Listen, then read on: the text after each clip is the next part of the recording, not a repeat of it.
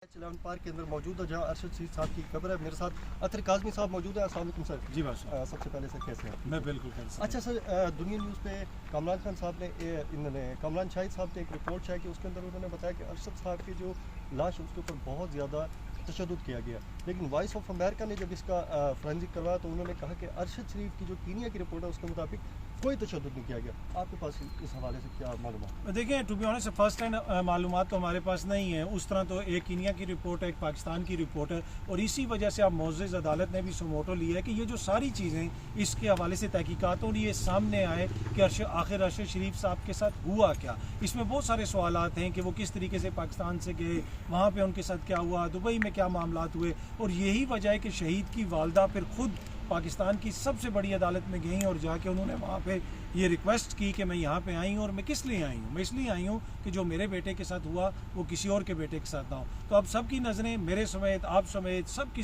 नज़रें पूरी कौम की अदालत की तरफ हैं, और अब देखते हैं जो तहकीकात होंगी तो चीज़ें सामने आएंगी। सर, अरशद साहब इस मुल्क के एक प्रोमिनेंट एंकर थे, सब पूरा मुल्क जानता था।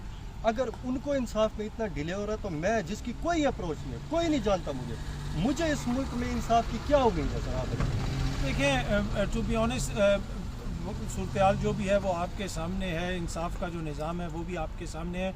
लेकिन मेरे लिए जो इम्पोर्टेंट चीज़ है कि शहीद की वालदा मुल्क की सबसे बड़ी अदालत में खुद गई हैं और ख़ुद उन्होंने जाके एतमाद का इज़हार किया। तो इस वक्त जो आप कह सकते हैं ना कटहरे में वो सब लोग खड़े हैं जिनकी ऊपर अरशद शरीफ शहीद की वालदा की नज़रें, जो इनकी तरफ कौम देख रही है और वो ये सवाल पूछ रही है कि जनाब इसका कोई ना कोई हल निकाल के आप हमें बताएं। तो मैं उम्मीद करता हूँ कि कोई बेहतरी होगी। SGIT क्या लगता है कि क्या वो वाकई मतलब फैक्ट फाइंडिंग रिपोर्ट की तरह से कुछ ना कुछ कर पाएगी, इंसाफ दिला पाएगी शहीद अरशद शरीफ को? देखिए, मैं तो ये कहूँगा कि अभी ये आएगी रिपोर्ट तो फिर ही पता चलेगा, चीज़ें सामने आएंगी तो पता चलेगा। वो कर रहे तो हैं तहकीकात, और जो फैक्ट फाइंडिंग रिपोर्ट भी है तमाम तर तहफ़्फ़ुज़ात के बावजूद, तमाम तर चीज़ों के बावजूद उसमें बहुत सारी ऐसी चीज़ें हैं जो पहली दफ़ा हमें पता चली हैं। तो हम उम्मीद करते हैं कि इसमें भी चीज़ें सामने सर, वज़ीराबाद में मेरा आखिरी क्वेश्चन है वज़ीराबाद में जो अटैक हुआ था इमरान खान साहब पे, JIT ने तलब किया है मरियम औरंगज़ेब को, राना सनाउल्लाह को, जावेद लतीफ़ को, लेकिन तीनों ने पेश होने से माजरत कर ली है कि हम इसमें इन्वॉल्व नहीं थे। तो इसमें ऐसा अरशद शरीफ के मामले में भी ऐसा ना हो कि ये पेशी से इनकार ही कर दें?